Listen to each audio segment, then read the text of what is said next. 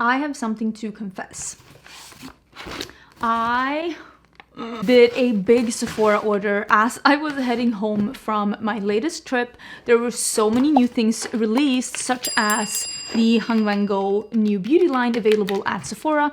I also bought 2 foundations, well 3, because I got the Natasha Denona that I wore in yesterday's video. If you want to see the Natasha Denona news, that was yesterday's video.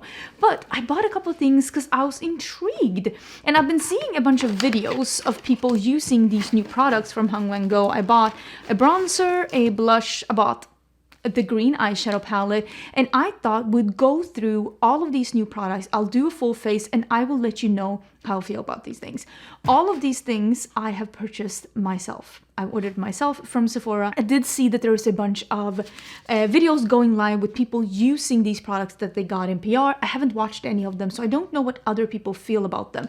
But ding ding ding, this is spoiler alert, or maybe like a, I don't know, just me letting you know, full transparency. When I was in Catskills, we actually did a makeup challenge, doing makeup on someone else. I haven't done makeup on someone else in a hot minute. And some of the products we used were actually from Hung Vanngo. So I do have a feel for them. I did use some of them on a model, a lip liner, an eyeliner, and the eyeshadow palette. And my initial impression of the eyeshadow palette is that the shimmers seem incredible. They were incredible with a brush straight on.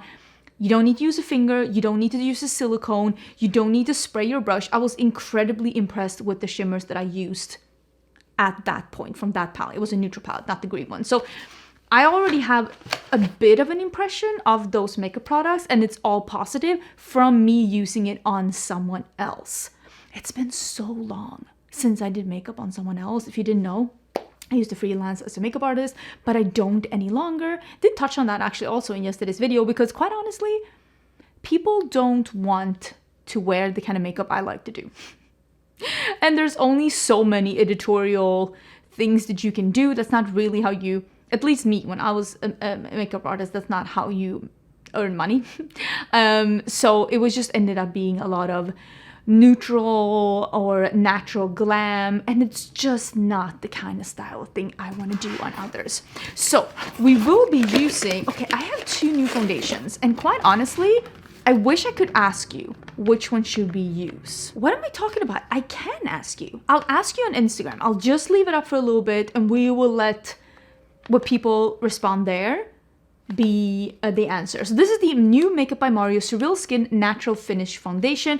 I have it in N Neutral. I did try this out in store, but then I ordered it online.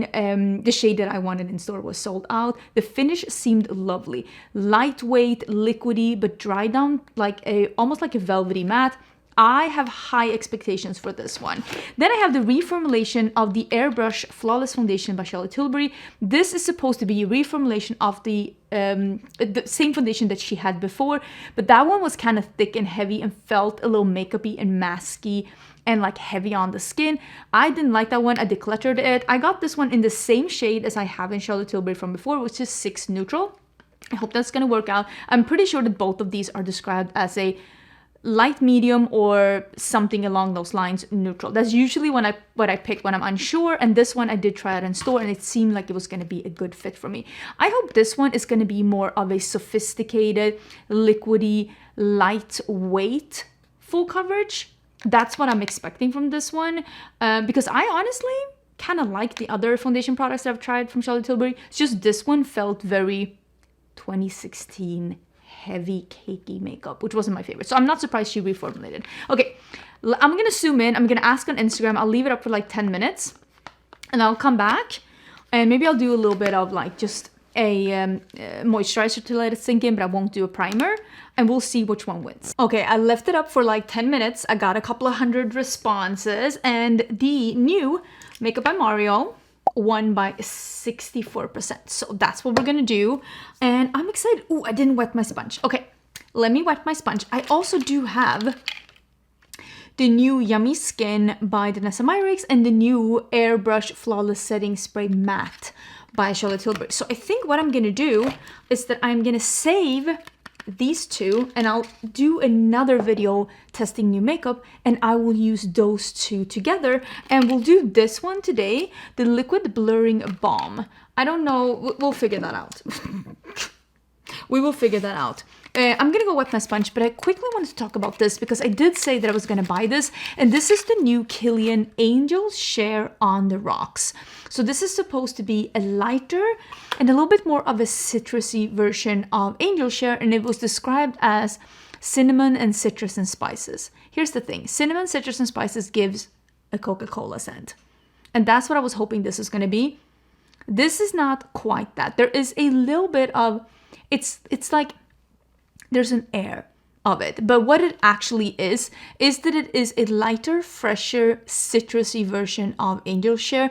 So it does feel still like a boozy apple cinnamon pie scent, but it has a freshness, almost like an outdoorsy, citrusy feel to it. The longevity and the sillage of this one is not as like great as of the original Angel Share. So if you're looking for something lighter Angel Share, a little fresher, this one is a very citrusy boost, and then it dries down to a milder version of Angel Share with a little bit of citrus in the background.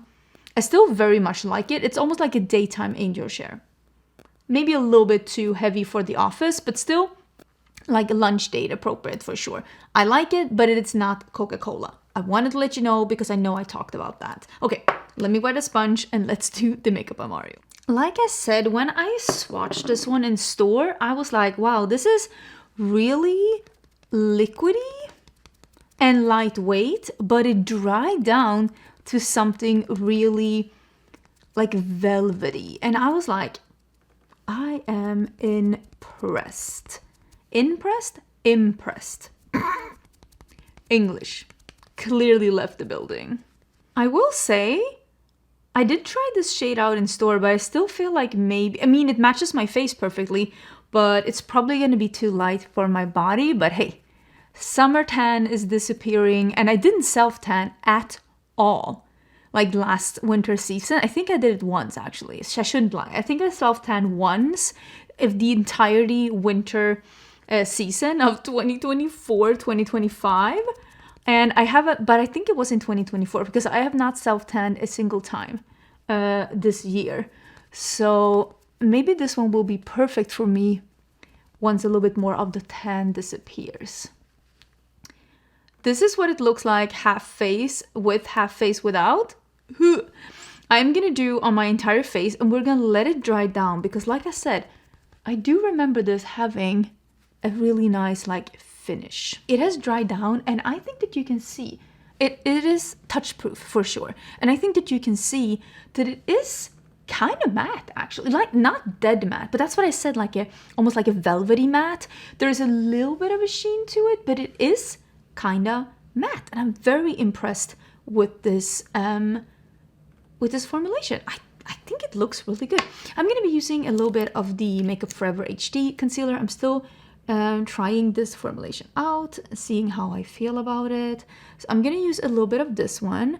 I got a little breakout on my chin, which is like, I never get breakouts, and I'm not sure. I'm going to need to try it again. I'm not sure if it was a new skincare that I used yesterday or if it was the new Natasha Denona foundation. So I need to use, maybe I'll use the skincare again tonight and I'll see if it's the same. If not, I'll try the new Natasha. Of course I will, but I need to keep like my mind open, like which one give me a breakout. I'll also do a little bit of the powder from Glamlight because I know I love this powder. I'll do my brows and then I'll come back and we can do the Hung Vanngo. Okay, let me quickly just introduce. This is the new celebrity makeup artist brand at Sephora. It's by Hung Vanngo, and I really like the plastic packaging. There is like, it's a soft matte like orangey red packaging. I really like it.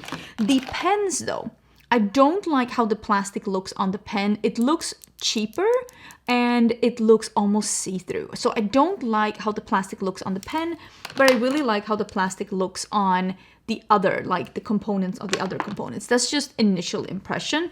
Everything looks really beautiful though. This is the soft blurring bronzer in Hardworking.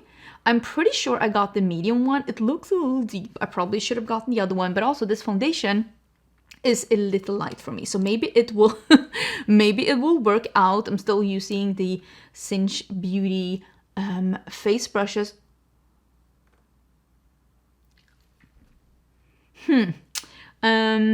Okay, that's very, very pigmented. I didn't really even like go in. I usually, oh my god, that really just set. Okay, first of all, this shade is a little bit too dark for especially this foundation. This is probably my summer shade, but I am surprised at how pigmented it is and how it just kind of set down, and I'm having a hard time blending it out. The foundation isn't sticky, but maybe it is too sticky for like this bronzer. I don't usually have a problem with this. I'm gonna go in with a little bit of the finishing powder by One Size just to set it down a little bit. I have been traveling with this powder now, and it is so lovely. Like, I really like it. But let me do that, and then let's see.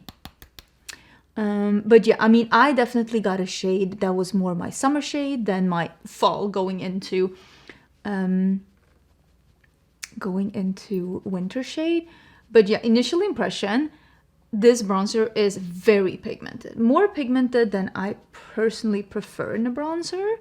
That's, again, just a personal preference. What I like in a bronzer. I don't like a bronzer that when you do, like, just dotting it, you're getting, according to me, just a lot of color. And I have bronzers that are this color because it's not unreasonably dark in any way, shape, or form. And I can just sheer it out and work with it. This bronzer doesn't really sheer it out. So make sure that you are actually getting your shade, because it is going to be really hard to manipulate the shade to work on you if you accidentally get a darker one like I did. So I'm guessing initial impression, I like the finish of it. I actually like the undertone on it. It is just too pigmented for my liking, so this will probably stay in my collection until I either do sunless tanning or, oh my god, I have the people are working on the road down here and they started like drilling in the cement, or for next summer. Because again, I don't think the shade is a bad shade. I do think though that my face is back to the right color, which good for me. So yeah, that's gonna be my initial impression of that one. Then I have the very beautiful velvet blush, and I got this one in Possibilities. It was described as an orange, and I'm sorry if you describe something as an orange, I cannot be held responsible for that. I used a purple blush on this one yesterday, so let me just clean that off a bit. I hope you can't hear the road work that's going on. Ooh, I feel like the pigmentation of the blush is the same as the bronzer, but I do like it better in a blush than in a bronzer, because I like to be able to sheer out my bronzer more than I like to be able to sheer out my blush. That actually looks really beautiful. Oh, I really like, it's like a terracotta, like warm orange. I'm actually like a really big fan of that. It's almost giving like fall orange. Okay, that's actually really pretty. I might do highlighter on top of it, but I really want to try the Liquid Blurring Balm Mattifying Setting Spray by Danessa Myricks. I am like thinking maybe we'll do it on half the face. How are we gonna do that? Okay, I'm bringing out the Natasha Denona palette I used yesterday, and I'll just do, let's see, what is this? Oh, that's like very fine. So I'll do it on half my face. We'll see if I see a difference throughout the day. I will of course report back to you and tell you how I feel about it, but I didn't want to put it on my entire face in case it actually makes like a big difference. I did buy actually 2 lip liners. I bought the ABH lip liner. They released a new color. This is in Stormy, but I'm gonna save this one also for like a future video. Ooh, it's like a darker, like grayish taupe. And I bought one from Hung Vanngo, which is the one we're going to be using today. I'll save the other lip liner for the next video I talked about. So this is the Create the Shape lip liner in... I still have the box. Yes, okay, so it is called... The shade is called Create the Shape. And this is just an accentuating longwear lip liner. Okay, gotcha. Is this... Yeah, this is one of those that you twist up. They have a tendency of being too smeary sometimes.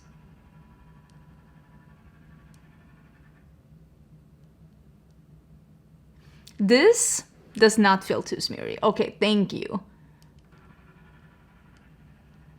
I feel like the makeup artist brands always do really good lip liners because they give you something that is not dry but not smeary, because they're like, they know what you need to actually to be able to work with the liner for it to actually have a purpose. And I feel like makeup artists, they usually get that. The ABH one is great, and the Natasha Denona one is great, the one from Charlotte Tilbury is great, this one from Hung Vanngo is great, Makeup by Mario is great. Even the one from Patrick Ta, amazing. So I feel like they know what a good lip liner is.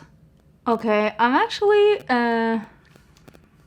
really liking that formula, and I'm liking the color. I think it's really nice. I did get one of the lipsticks, so I kind of want to see this in real life. I don't know if they have Hung Vanngo in store in Austin, but there is a shade. I got the shade that is called, this is the lipsticks in 88. There is a shade that's called Hung Vanngo, like Vanngo Red. That's what it's called. And it's an orangey red. And I need to see how orangey red before I decide. So this is what the lipstick looks like. Okay, this is a great combo. This is actually lighter than I thought, which is kind of interesting because I usually don't go for this light of a color. Let me actually blend in. It creates a really interesting combo. It's almost giving me 20, like 15, like, you know, when people are doing the MAC Myth combos. It's almost giving that. I don't hate it, but it is a little weird to see it on myself. I kind of want to do a highlighter, but I don't know what I want to do. Let me put on a highlighter. Let me find a highlighter and put, like, I want to have a little bit of a sheen because you can see it's almost matte. And I'm going to do eye primer, and then let's quickly talk about this. This is the palette that I bought. They have so many good palettes, and I almost wanted to buy all of them. I am living for the return of just colorful monochromatic palettes. Like 2016, 17, was it 16? I think 16 is when we started seeing that, and every brand was doing monochromatic palettes, and I am just dying for the return of color to Sephora. This is exactly what I want. All of the palettes look beautiful. I might even end up picking up another one if I really enjoy this one, because quite honestly, now that I have it in my life, it looks incredible and I cannot wait. So we're gonna do my type of look, light going to really dark with shimmer in the middle with this one. Angie is gonna do this one. Let me see if Sephora can bring my type of makeup to me. So we're gonna do the bright green. We are gonna do the dark green. We're gonna do this yellow, and then I don't know which shimmers. Literally have no idea. But I love that there's a light cool tone and a light like yellowy with a green undertone. I really feel like it's giving options. Okay, I'm so excited. I am gonna build this one in the crease. It's not like a super dead pigmented shade, but I definitely feel like I can build it to something really good. I also think that like when things are a little bit more sheer but still buildable, it does make them easier to work with. If you are like a Sephora girly and you're like not used maybe to working with some of the indie formulas that are incredibly pigmented straight out of the gate, I totally understand why that could be a little bit scary. I was unsure what kind of formula this was, so that's why I chose an EO4, because I wanted to have something that was like easy to blend the edges with, because I was unsure, like I said, what kind of formula are we getting. So I'm just gonna shear this out at the edges. And then I'm gonna go in with that dark green. Okay, I used some of the shade under my eyes as well, where I have set with powder, and it didn't work as great there as it did on the primer. So that's something to take note of. I'm gonna use the dark green on an EO7, and I'm gonna deepen up a little bit. And I'm not gonna put it all the way in because I don't know why, but I bought a purple eye pen. Why did I buy the purple one? You know what? I do know why I bought the purple one. It's because purple, it's actually really hard to find in eye pens. I feel like this one is blending in and making everything look pretty dark. I'm gonna put a little bit, just start building it in the outer corner. And then we're gonna blend it out just with a little EO5. Yeah, definitely got some fallout. Which is on my cheek now. Not loving that. I'm gonna have to wipe that off and redo my cheek a bit because we don't want that. Look at that. Look at how much fell down when I try to wipe it off. That is actually crazy. Okay, so this one is definitely prone to fallout and also prone to sticking to your cheek and making it really hard to get rid of, because I tried to brush it off first and then I tried to wipe it off, and now this is where we are. I will say though, this dark shade is building wonderfully. Just don't do what I did and do your face first. You will regret it. That was interesting. I had to redo my makeup. It looks a little, don't judge it too hardly. That's what I'm trying to say. I'm gonna use this one, and I think I'm gonna use the bright green shimmer. We'll see where this takes us. This one. This is a matte with some shimmer in it, and I am gonna use it as I like doing, which is inner corner and wrapping up into here. This one has more shimmer into it than I thought. It's more like a slight satin than a matte with shimmer. You can see there, it's like a not quite a matte, not quite a shimmer shadow. I do wish that this one was more pigmented, because again, since it has shimmer in it, I don't think people are gonna be using this that much in the crease and building up. So this one I do wish had a little bit more pigment straight out of the gate. Again, I was very impressed. Yeah, look at that. I was very impressed with how the shimmers were behaving for being something that's, again, colorful and from Sephora. I do think that especially this is really impressive.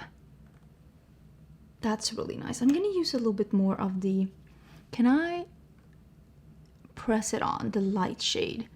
This is the yellowy one.